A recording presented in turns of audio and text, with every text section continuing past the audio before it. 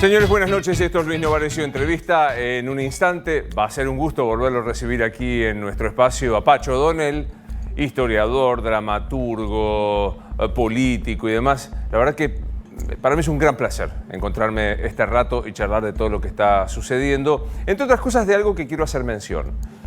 El día de ayer yo hice un comentario sobre dos actitudes del presidente electo y del presidente en ejercicio. El presidente electo tenía que ver con información que circuló fuertemente a través de un periodista por el que yo tengo un especial respeto, que es Martín Di Natale, de Infobae, respecto de que Alberto Fernández le había dicho en una charla a la nueva embajadora de Israel que pensaba quitar de la lista de organizaciones terroristas en el mundo a Hezbollah. Hoy, de una fuente absolutamente indubitable, que no revelo porque no me lo autorizó, pero absolutamente indubitable, el sector que rodea al presidente electo, Alberto Fernández, negó terminantemente esto, dijo, no está en su agenda. La conversación, por lo que tengo entendido que pude reconstruir de los dos sectores, de la embajada y de la presidencia de Alberto Fernández, no se trató como tal. El presidente habría utilizado el giro, no está en mi agenda analizar el tema Hezbollah, y la nueva embajadora también bajó un poco el tono, lo cual me alegra. Y abre, y va a ser interesante conversarlo con Pacho en un segundo, la discusión de la política internacional de la Argentina, que ha sido errática y que ha pasado de... Ayer yo planteaba este tema, más allá de la convicción ideológica de cada uno de nosotros, la Argentina tiene la necesidad de sentarse a negociar con el Fondo Monetario Internacional. ¿Quién es el mayor accionista, el que tiene formal poder de veto en el Fondo Monetario? Estados Unidos. Por lo cual, el enojo del presidente con Estados Unidos, el enojo del presidente con Jair Bolsonaro, que tuvo declaraciones espantosas de Jair Bolsonaro, pero que no pueden resolverse en el terreno de lo personal, sino de los jefes de estados y de los intereses de un país, me parece que plantea una discusión. Y el otro, y me voy a tomar un par de minutos para hablar, el otro tema que yo ayer mencioné, tuvo que ver con la aparición y derogación del protocolo de aplicación del aborto no punible en la República Argentina. Voy a intentar insistir con algo, más allá de que creo que vos sabés cuál es mi posición de hace muchísimo tiempo, posición que no involucra a este programa, no involucra a esta señal de noticias y mucho menos a la empresa en la de donde yo trabajo, que tiene la libertad de expresión para permitirme tener una posición totalmente contraria a lo que muchos opinan de este tema. Por las dudas, estoy a favor de la legalización del aborto por la mera decisión de la mujer a la hora de interrumpir legalmente el embarazo hasta la semana 13, sin discusiones, por el motivo que sea. Dicho esto, que no está vigente de esta manera, hay un código penal viejo, 1921, en la República Argentina, que prevé dos causales de interrupción. Uno que es el grave peligro de salud de la mujer y el otro el caso de violación de una mujer mal redactado, con una coma mal traducida de un código extranjero que dice idiota o demente. Este tema ya se saldó en la República Argentina a través de una resolución de la Corte Suprema de Justicia, en el caso Fall, de no hace tantos años, que dijo, en el caso de una mujer violada, en el caso de una mujer que corre riesgo de su vida, no hay que hacer ningún trámite administrativo, ni menos ir a la justicia. Debe ser aplicado la interrupción legal del embarazo. Problema, muchas provincias no lo aplican y están en flagrante contradicción con la ley y con la resolución de la Corte Suprema. Ayer el secretario de Salud de la Nación, Adolfo Rubinstein, publicó un protocolo que tiende, es muy largo, no te lo voy a contar, pero tiende a respetar el Código Penal, respetar el fallo Fall de la Corte Suprema y esencialmente respetar las recomendaciones de la Organización Mundial de la Salud, no del médico celeste o el médico verde, de la OMS, que dice cómo debe procederse, adecuándolo a las condiciones de capacidad que tenemos en la Argentina con las últimas reformas. Ustedes saben que antes la mayoría de edad era automática a partir de los 18 años y era como una cosa taxativa. Hoy hay capacidades progresivas. Lo que hizo Rubinstein es decir, adecuemos todo esto para que esté homogeneizado con las leyes argentinas. Lamentablemente, el gobierno de Mauricio Macri decidió hoy derogar este protocolo. Un dato, alguien podrá decir, ¿cómo es que el secretario de Salud saca una resolución por encima de su ministra? Porque desde que fue degradado en el Ministerio de Salud, Salud depende de Stanley, el ministerio más grande de la historia argentina, más dinero, más competencia. Es difícil entender que una persona pueda saber de desarrollo, pueda saber de salud. O sea, bueno, esto pasó en la reforma Macri. Stanley dijo, se sobregiró, no fue la expresión, se sobrepasó en las atribuciones y fue derogado. Yo insisto, sea cual sea tu opinión sobre la legalización del aborto, yo creo que esta actitud del presidente Macri desnuda qué pensaba Macri sobre la salud pública de las mujeres y doy un paso más, qué piensa el presidente Macri de cómo es el ejercicio de la política en la República Argentina. Por lo primero, cuando Macri habilitó, entre comillas, porque el Congreso tiene facultad para hacerlo, pero habilitó el debate en el Congreso, una persona muy importante del PRO, y yo voy a respetar la reserva de las fuentes y el off que convinimos, pero muy importante, cuando yo estaba entusiasmado con que la Argentina se diera este debate en el siglo XXI, me dijo, ¿vos creés que este debate se da porque importa la cantidad de mujeres que se mueren en abortos clandestinos? No seas ingenuo. Y lo voy a citar textualmente. Y me dijo, importa un bledo las mujeres que se mueren.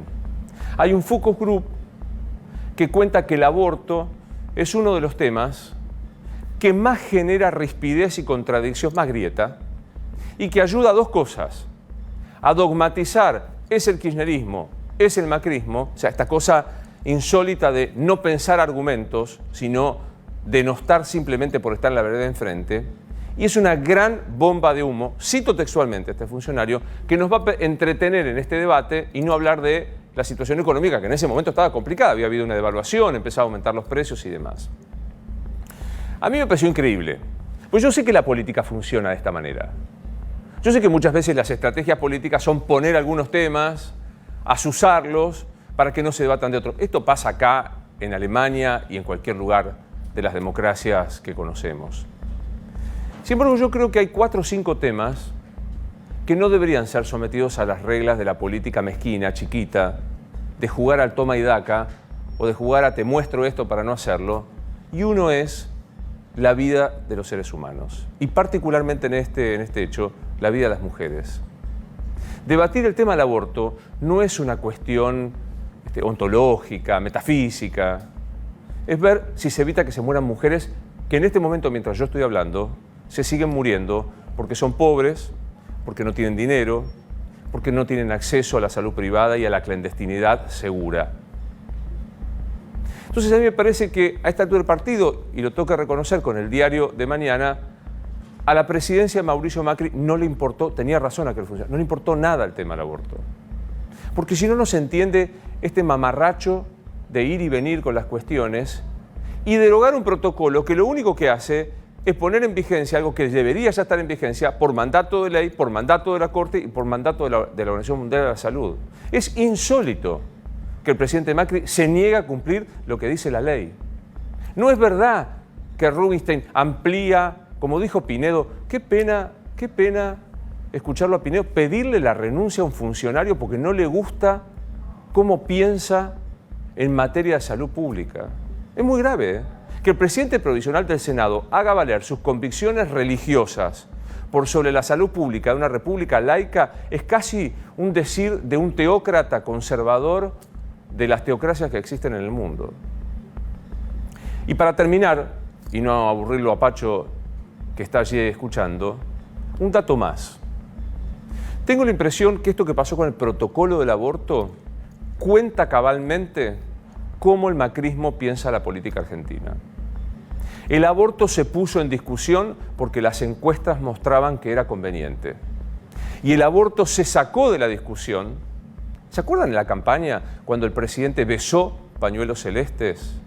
Buscaba el 3% de los votos de Gómez Centurión, que hizo su campaña solamente en contra del aborto. Bueno, se puso por razones estadísticas de focus group y de conveniencia del momento.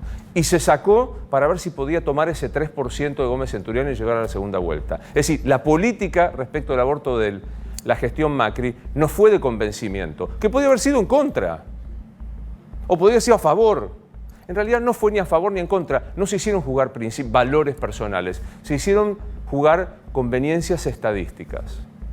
Y me parece, y creo que esto representa lo que en muchos temas el macrismo ha hecho.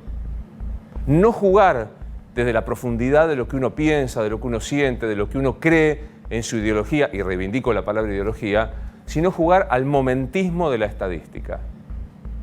Y cuando uno juega al momentismo de la estadística, corre el riesgo, porque el momentismo es tan ágil, de que el momento de hoy sea bien distinto al de mañana, y uno quede desdibujado sin saber quién es, qué piensa en serio, qué valores tiene, más allá de perder o no perder una elección. Jugar a la estadística, en cambio de jugar los principios personales, me parece una degradación de la política que creo en el tema del aborto representa buena parte de la gestión de Mauricio Macri. Lo recibo a Pacho Donel. Mi querido amigo, perdón la perorata. No, por favor, muy gusto verlo otra vez. Muy interesante. Es un tema, ¿no? Además hay tantas paradojas, tantas consecuencias colaterales de la crisis que en este momento, por ejemplo, un dato es que se venden mucho menos profilácticos. Claro. Una cuestión económica, el profiláctico es muy caro. Es decir, que se están produciendo mucho más embarazos involuntarios a raíz del gobierno de quien está en contra de la legalización del aborto. Aparte digo, se está en contra de la legalización del aborto. Es una posición, podemos discutirla. Se está en contra de la enseñanza sexual integral en las escuelas. Digo, es muy difícil, o sea, la verdad que en realidad de lo que hay es creo que fue Pino Solanas el que lo dijo en el Senado, un problema con el goce, con el deseo. Hay como un temor al deseo libre de cada uno de los ciudadanos. Muy interesante, sí, sí. Además la represión sexual sigue evidentemente vigente. De otra manera aparece, digamos, ¿no? Subrepticiamente, pero está, ¿no? El sexo como algo malo. El sexo, bueno, que usted desafía en su Instagram, yo lo sigo especialmente, con esta historia de recuperar el ejercicio de su cuerpo y recuperar el derecho de los viejos, como usted habla de ese viejo, yo lo voy a seguir por ese lado, sí. De tener placer sexual, de tener placer físico, ¿no? Claro, porque parte de la represión sexual en la sociedad es que el viejo se supone que no tiene sexo, no debe tener sexo, ¿no? Y en general respondemos a esa consigna, la obedecemos. A los 50 años ya se considera que ya nos jubilamos del sexo, ¿no? Y no, creo que eso es parte, o sea, el sexo sigue estando, es cuestión de no abandonarlo, de no perderlo, ¿no es cierto? El cuerpo sigue vivo, sigue con su energía, sigue con su vitalidad, y es bueno tenerlo en cuenta, ¿no? ¿Y qué es ser viejo, Pacho? Ser viejo, indudablemente, en una sociedad de consumo como la que vivimos, es un objeto de descarte, porque realmente los viejos consumimos muy poco, o nada, digamos, ¿no? Usted habrá visto en la televisión, prácticamente no hay avisos dirigidos a los viejos. Los avisos están dirigidos a los jóvenes o a los adultos. Los viejos, en todo caso, aparece algún antirreumático o alguna cosa. Un pañal de estos. Un pañal, exacto. Es decir, el viejo es además, el viejo tiene una crisis actualmente porque antes se suponía que el viejo era sabio, porque el conocimiento antes era un conocimiento acumulativo. Es decir, mientras más viejo eras, más sabías, porque habías acumulado más conocimiento, más experiencia. Ahora un chico de 12 años sabe mucho más que yo de cosas que la sociedad privilegia y que yo no sé manejar los hashtags y digamos así, y el internet como maneja un chico de 12 años. O sea que el viejo ha perdido también en gran medida el rol social que se le adjudicaba. Y que sigue siendo, o sea, el viejo sigue siendo indudablemente un foco de sabiduría justamente por la experiencia. Pero es algo que en este momento no se valoriza especialmente, ¿no? ¿Usted se siente viejo? Sí, me siento viejo en el sentido. Lo que pasa es que, digamos, uno es viejo porque las cosas no funcionan tanto, uno ve un poco menos, oye menos, la erección no es tan enérgica como antes, a veces funcionan las ayudas, pero en otras veces no funcionan. Hay que tener cuidado con eso también, porque a veces el acto sexual, cuando uno no está en buen estado físico, por más que se ayude con el Viagra o con lo que sea, el acto sexual es un acto que necesita un cierto desempeño físico, ¿no? Y a veces eso puede ser, tiene muchas más consecuencias de las que se dice, de las que se cree. Claro. Pero Es que no se habla, también es un tema que no se habla porque es como un tabú y que debería hablarse más abiertamente, ¿no? Absolutamente. ¿Y cuándo usted dijo, cuándo se amigó? Pues yo que lo leo y que lo sigo, me parece que usted está amigado con el concepto de la vejez. O sea, Sí. ¿y cuándo se amigó? ¿O alguna vez se peleó? No, bueno, yo creo que el amigarse tiene que ver también con la resignación, ¿no es cierto? Creo que eso tiene que ver también con la relación que uno tiene con la muerte. Yo siempre he tenido mucha conciencia de la muerte. Mi recuerdo más antiguo, cuando tendría unos 4 años, es haber estado tirado en el piso, me acuerdo, debajo de una silla, llorando porque nos íbamos a morir. O sea, no sé por qué tuve esa conciencia. Y creo que el tener conciencia de la muerte es muy importante para vivir bien. Es decir, creo que la muerte es lo que le da sentido a la vida, lo que le tiene que dar sentido a la vida. Pero a la vez la muerte es la gran tragedia del ser humano. O sea, es un hecho imposible de asimilar en alguna medida. Fíjese que ¿cuáles son las grandes zonas del humano? La religión, la ciencia, el conocimiento, la filosofía, digamos. La religión es el consuelo de la muerte, es decir, la religión nos ofrece otras vidas. Me dice, no te preocupes por morirte porque hay otras vidas, ¿no? Nadie pudo comprobarlo, pero bueno, se supone que hay otras vidas. Nos hacen el enorme favor de decir, no te preocupes. La ciencia, el último concepto, el último propósito de la ciencia es la inmortalidad. O sea, la ciencia lo que apunta inevitablemente es hacernos inmortales. Ha logrado, en condiciones favorables, hacer que la vida se prolongue mucho, y algunos dicen que realmente se puede llegar a prolongar bastante más. Pero lo de la inmortalidad todavía no. Y la filosofía, el conocimiento, es tratar de explicarse este absurdo de una vida que termina con la muerte. Tan finita, tan breve. Eso, como diría Sartre, ¿no? Ese chispazo entre dos tinieblas, ¿no? Que lo grandioso es que hay que darle sentido a eso. O sea, el personaje de Shakespeare dice, el destino baraja las cartas, pero nosotros somos los que jugamos. Es decir, hay cosas que uno está muy condicionado, su clase social, su ideología, el lugar donde vive, donde nace, etcétera, etcétera. Pero hay un pedacito que depende de nosotros. Ese pedacito es lo que podemos hacer de nuestra vida. Algo glorioso, como el caso, por ejemplo, de Favaloro como médico, o algo miserable como el de este otro médico que acosaba a niños en el hospital, ¿no es cierto? Ahora, me gusta porque yo lo cito siempre a Sartre y a Burro, pero ya que lo trajo usted, me siento habilitado. Esta cosa de, que usted lo decía, que antes que ser pesimista por la finitud de la vida, Sartre postula un optimismo del hacer, de perseguir el deseo. Absolutamente. Sí, o sea, esta es la vida que tenemos. Esta es la única vida de la cual estamos seguros. Lo demás, bueno, todo lo otro veremos. Veremos. O sea, hagamos de esto algo que realmente vale la pena.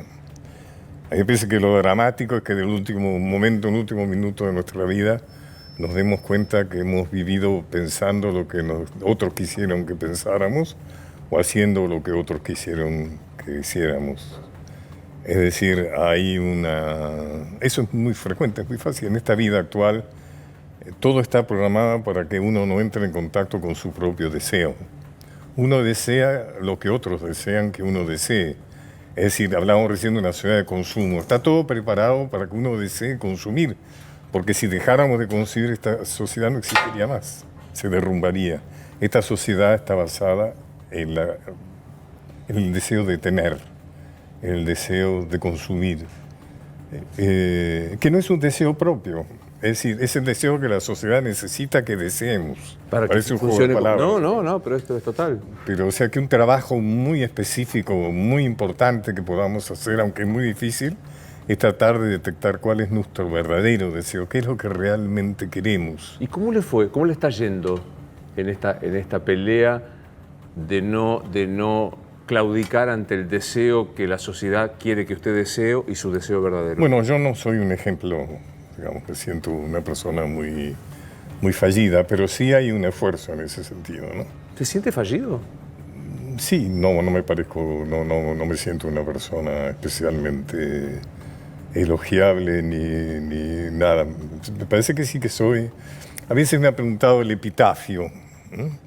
Y entonces yo me imagino un epitafio que diga, aquí yace alguien que buscó, no encontró, pero buscó, ¿no? Así creo que esa idea de buscar, o sea, me parece importante, pero no es fácil. Ahora, en la última vez que nos vimos, usted me preguntaba por qué hago tantas cosas, teatro, inclusive cuando usted me anunció. Y creo que tiene que ver con algo de eso, tratar de ser bastante leal con aquello que me hace feliz, o por lo menos que me hace sentir yo mismo. O sea, que estoy en contacto conmigo, ¿no? O sea, bueno, este soy yo y hago esto. ¿Y hoy qué busca? Lo que busco es eso, ¿no? La felicidad. O sea, más que la felicidad entendida no como la alegría, sino la idea de que uno está haciendo aquello que uno siente que realmente tiene que ver profundamente con uno. Inclusive, una parte importante de la felicidad es superar los problemas. A mí me hace muy feliz superar los problemas que la vida me plantea. Eso creo que son momentos de mucha felicidad. En nuestra cultura, en nuestra historia, en lo personal, y perdón la pedantería de hablar en primera persona del singular, yo me reprocho el excesivo apego por el apolíneo, por lo apolíneo, por lo deber ser, y no por lo dionisíaco. Sí, claro. ¿Cómo se lleva usted con el deber ser lo que se espera de usted y su verdadero deseo o el placer? No, yo trato de estar en contacto con mi deseo, entendiendo lo dionisíaco, no solamente el alcohol o digamos, la farra, digamos, ¿no? Sino entendiendo el estar en contacto con el deseo. Lo apolíneo sería realmente algo que tiene mucho que ver con lo correcto, ¿no? Hacer lo que se supone que uno tiene que hacer. Y hacer lo que se supone que uno tiene que hacer es muy aburrido. Muy. O sea, no conmueve, no dinamiza. Es terrible el drama, digamos, de alguien que se sienta en un escritorio y pasa atrás de ese escritorio toda la vida, con muchos pretextos, porque siempre uno tiene pretextos para no apostar a su sueño, porque ahí está comprometido ese sueño, todos tenemos un sueño. Y es muy difícil cumplir ese sueño, porque uno tiene que transgredir cosas, tiene que renunciar, tiene que enfrentar, tiene que volverse raro, digamos, digamos, la sociedad no está preparada para que uno cumpla con su sueño. Los verdaderos sueños generalmente son transgresivos, ¿no? Y en ese sentido, digamos, creo que uno tiene que tener el coraje de jugarse por su sueño. Por supuesto, no estamos hablando de gente que realmente apenas puede subsistir. No puede elegir. O sea, sí, claro. que no puede elegir. Sí, o sea, la única elección posible es la subsistencia. Claro, estamos hablando de... Sí, estamos hablando de alguien que ha podido resolver, porque acá viene también el concepto de la meritocracia, ¿no? Que a mí me hace tanto ruido, porque efectivamente en una sociedad en donde todos partimos de una base razonable, ahí puede hablarse de meritocracia. Mal puede haber meritocracia con alguien que no tiene lo básico para la subsistencia, ¿no? Por supuesto. Y eso... Fíjese, Luis, que esto tiene... Me saltó una idea con esto. Esto hace muy difícil, impregna tanto la crisis el pensamiento, que de pronto uno se siente un tonto diciendo, bueno, realmente perseguir su sueño. Pero habiendo 37% de pobreza de gente que realmente no puede perseguir su sueño, uno no está siendo bastante idiota diciendo estas cosas, o sea, ¿no? Es como que invade tanto inclusive la posibilidad de pensar, de decidir y demás. Pero bueno, ya que trae la coyuntura así brutal, ¿qué cree que es Mauricio Macri después de 4 años de gobierno? Mauricio es un hombre que evidentemente no sirve para gobernar. Su gobierno ha sido muy malo. Los bien intencionados piensan que ha sido impericia. Yo creo que ha sido una gran impericia, pero también una timba. Creo que la gente que Mauricio y la gente que está con él, yo lo conozco a Mauricio ha estado en mi casa además, creo que han hecho lo que saben hacer. O sea, un futbolista, seguramente lo mejor que va a hacer es patear la pelota. Esta gente que ha estado en el gobierno han sido timberos, o sea, han sido millonarios de negocios con el Estado. Han sabido explotar todas las facilidades financieras que les ha ofrecido la historia argentina. Y de pronto se encontraron con que tenían el Estado en sus manos. Y ellos determinaban la timba. Es decir, yo creo que han hecho lo que sabían hacer lamentablemente para el país y han hecho de su país una gran timba. En este momento, con una Argentina, con los intereses que tiene más, es una gran timba. O sea, no nos engañemos, hay gente que en este momento está ganando fortunas diariamente sabiendo entre el ELIC y el dólar. Tasa, que uno no entiende, sí, no, que uno no entiende nada, claro. pero hay gente que entiende muy bien eso. Y bueno, la enorme mayoría está en la miseria y por ahí algunos que están ganando muchísima plata. O sea, usted dice, no pifiaron. No es que tuvieron... Yo creo que hicieron... no tienen escrúpulos. Es decir, para un personaje que está acostumbrado a hacer negocio con el Estado, eso se llama habilidad empresarial. Inclusive ante la falta de sanción social que tiene la Argentina, que es casi más terrible que la ineficiencia judicial. Y es decir, que de pronto sabemos que un empresario ha cometido un terrible negociado, pero luego lo vemos fotografiado en las revistas de sociedad y demás. Digamos, tradicionalmente ese tipo de negocios son vividos como algo normal.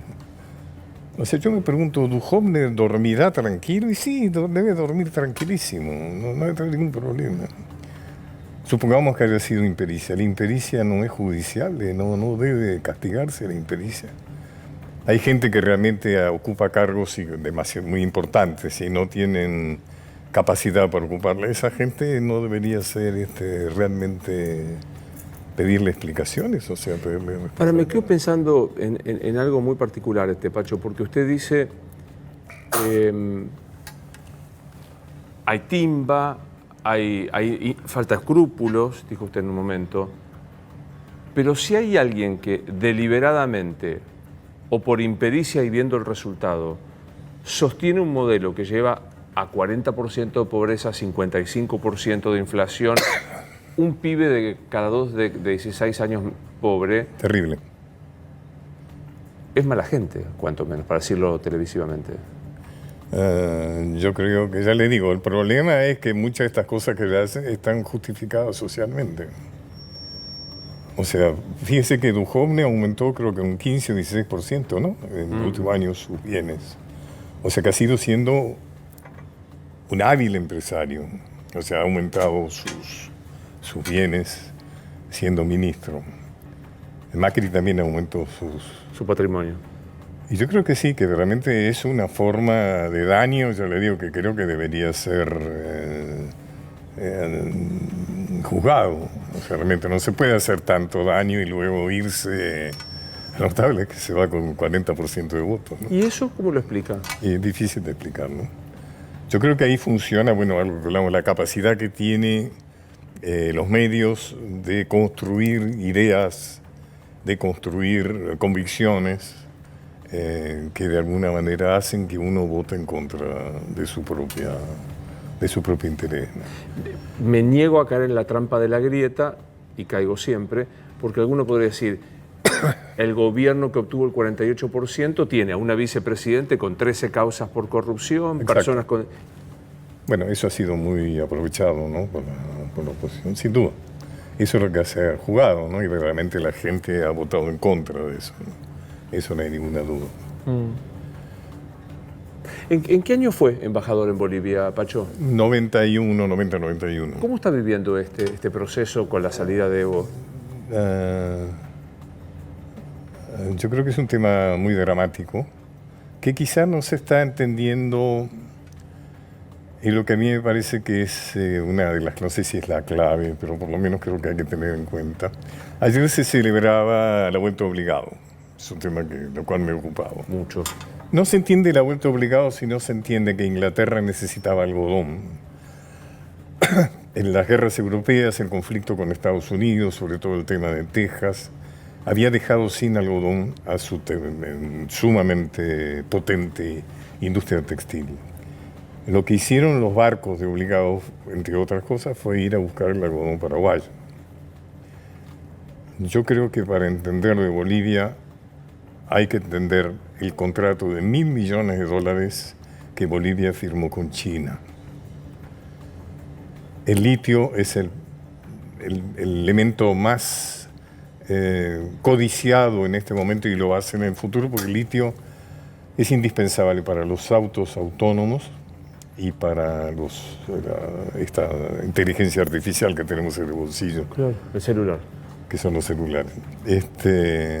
Y Bolivia, Argentina, norte argentino, ojo, y el norte de Chile está el 75% de las reservas mundiales del litio. Y yo creo que Trump está, porque hay que entender que Trump inmediatamente aceptó, digamos, validó la candidatura de esta senadora. Es decir, Trump evidentemente ha demostrado mucho interés en el tema boliviano.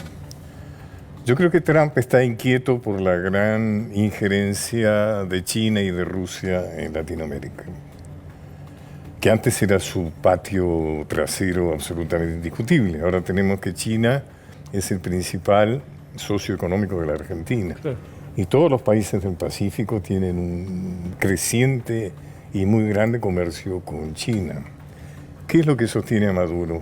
Putin, Rusia. O sea, lo que sigue sosteniendo a Maduro es Rusia. O sea que hay algo, digamos, que está, sin duda, una persona como Trump tiene que estar inquieto. Y hay muchas de las... Porque nada de lo nacional se puede interpretar si no es en términos globales.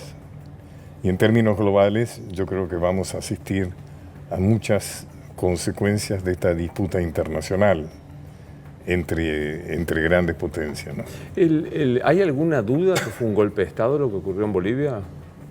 Yo le confieso que no me interesa mucho esa defensa, es una discusión bastante bizantina. Sí ha sido una destitución de un presidente, ¿no es cierto?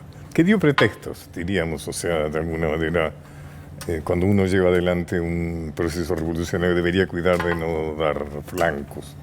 Evidentemente, Morales dio algunos flancos, pero la verdadera razón de la destitución de Morales es sus méritos. O sea, Bolivia es un país que progresó enormemente a un promedio de 4 o 5% del Producto Bruto anual. Nacionalizó todas las empresas del petróleo, de la energía, del gas, lo cual realmente ha sido un golpe a intereses internacionales muy fuertes, que evidentemente son los que están jugando ahora. Bolivia siempre fue un país riquísimo. Tuvo guano, tuvo estaño cuando había que tenerlo. Tiene las reservas petroleras más importantes después de Venezuela. Hablamos del litio. Lo que pasa es que ha sido gobernado por blancos en contra de los originarios, en contra de los indígenas. Cuando yo fui embajador, fíjese Luis, presenté cartas credenciales al presidente entonces, que era Gonzalo Sánchez de Lozada. Un personaje muy curioso que prácticamente no sabía hablar en castellano. Era un norteamericano, o sea, se había formado en Estados Unidos y hablaba el castellano así. Y no encontraba las palabras, cuando decía happiness, yo decía felicidad, eso, felicidad. Y o sea, era una metáfora ya directa. Bueno, y González Lozada privatizó prácticamente todo lo que después Morales nacionalizó, ¿no? Con la característica que no solo el crecimiento de Bolivia se dio, sino que en Chile también lo hubo, sino que hubo una distribución equitativa de ese crecimiento. Sí. Salieron muchísimos bolivianos de la situación de precariedad. Sí, se elevó mucho. Pero usted habla de grieta, Luis, y ahí hay una grieta histórica, que es la grieta entre la Bolivia andina y la Bolivia de la llanura, la Bolivia tropical, diríamos, ¿no? O sea, entre La Paz y Santa Cruz de la Sierra. Es decir, entre la Bolivia colla, diríamos, y la Bolivia blanca, ¿no? Y eso sale ahora, ¿no? Ahí se inserta, por eso hay tanto discurso racista, ¿no? Claro. ¿Lo entusiasma los primeros gestos de Alberto Fernández antes de asumir la presidencia? No quiero usar la palabra esperanza porque es una palabra demasiado religiosa y yo odio cuando los periodistas decimos, ¿le crees? Hasta que no es un acto de fe la política, pero digo, bueno, ¿lo entusiasma? Yo lo conozco bastante, Alberto Fernández, porque hemos sido diputados en Buenos Aires simultáneamente. Y conozco bastante bien a muchos de los integrantes que aparentemente van a ser en su gabinete.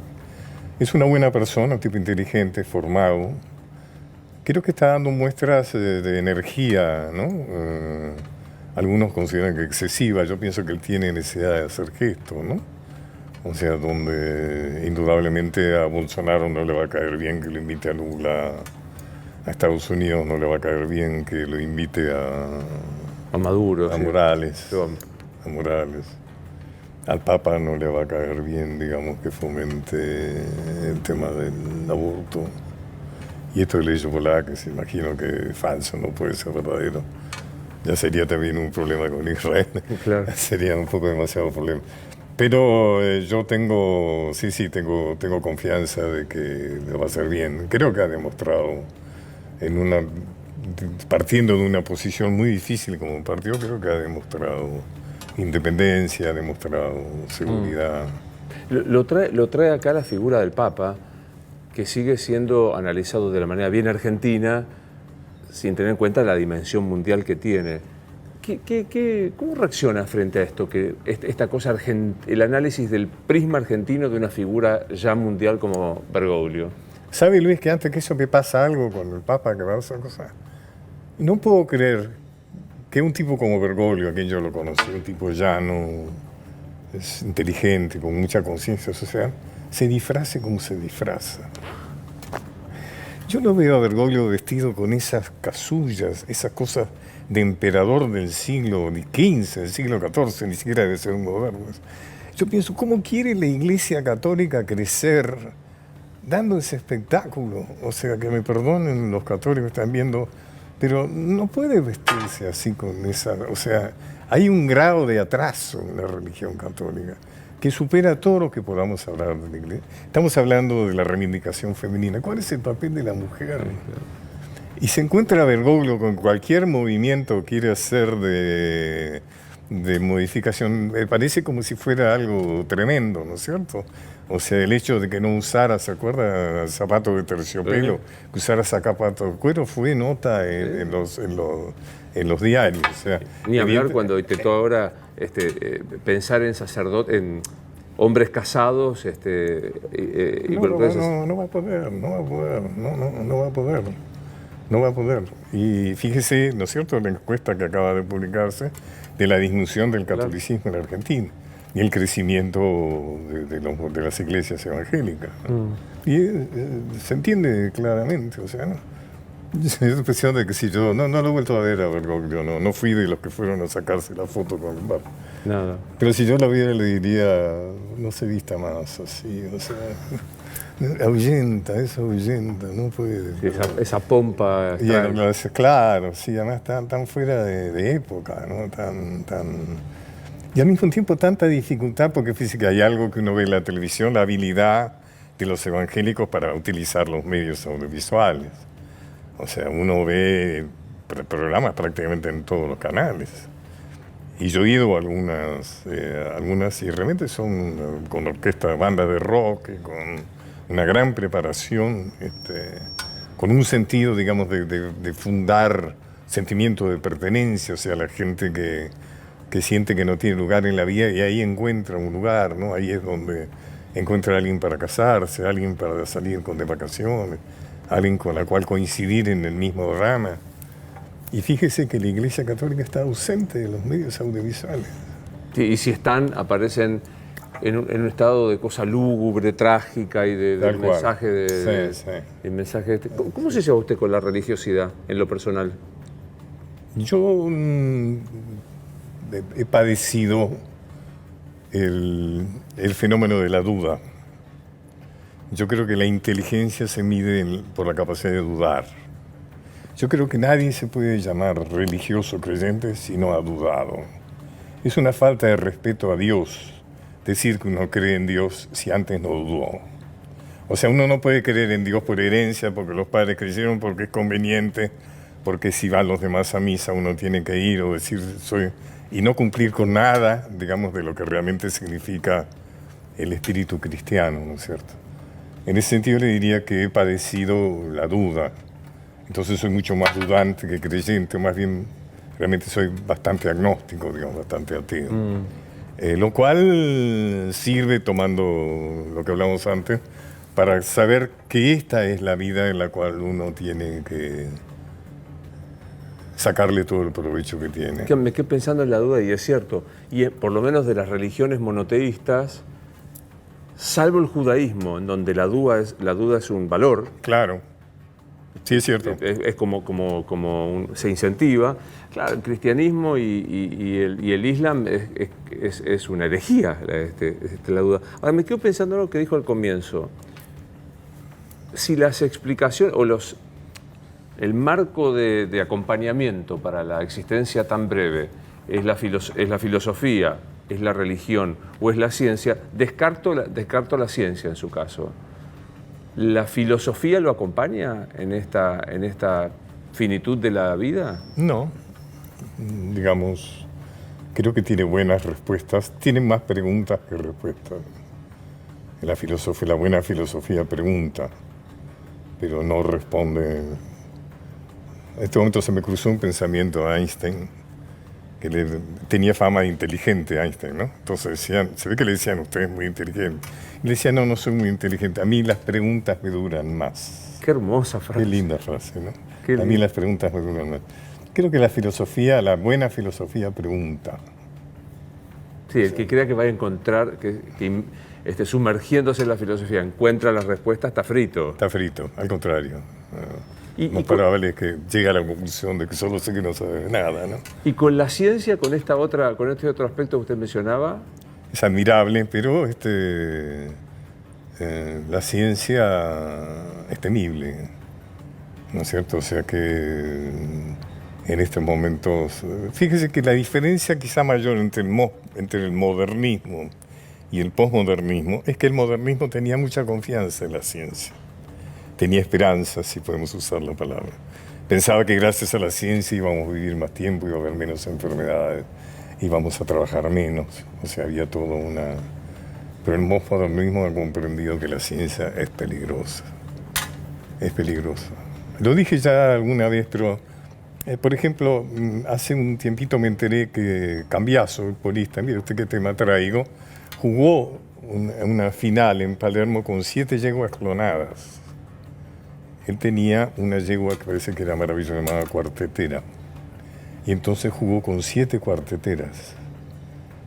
Y yo digo, si se pueden clonar yeguas, ¿dónde están clonando personas? O sea, si alguien sabe de algún galpón ahí por ahí, que debe haber, que avise, pero que debe haber. Por ahí o sea, y esa idea de la clonación no es nada auspiciosa. Uno se puede imaginar cosas más bien horribles, ¿no?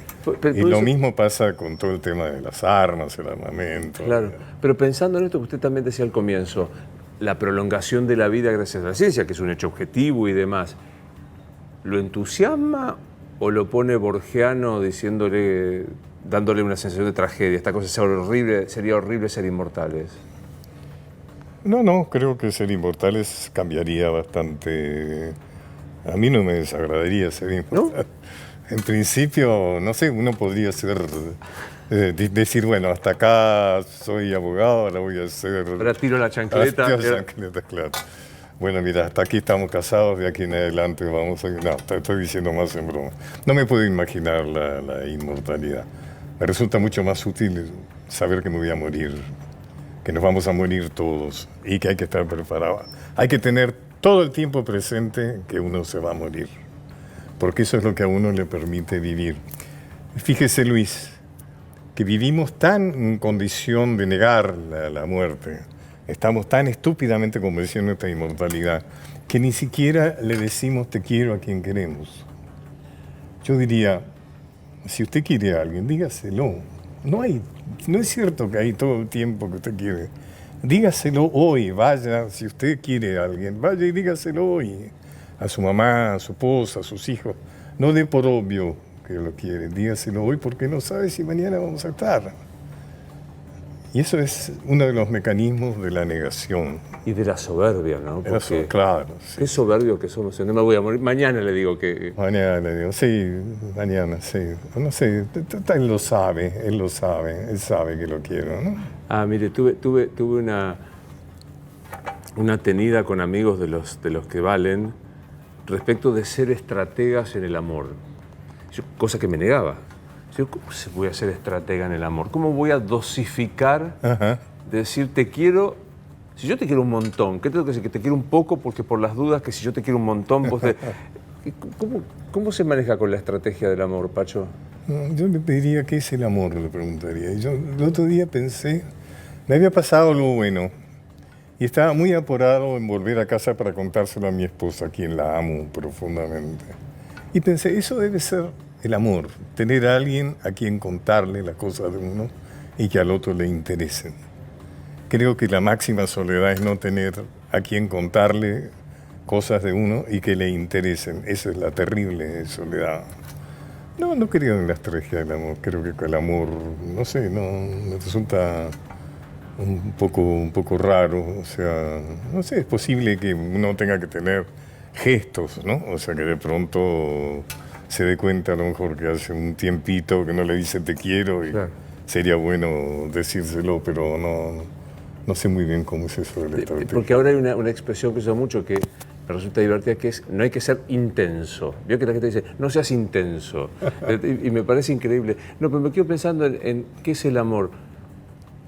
No me puedo acordar quién me lo dijo los otros días. Me dice, yo sé qué es el amor cuando me levanto a la mañana y pienso quién es la persona que me resulta casi imprescindible.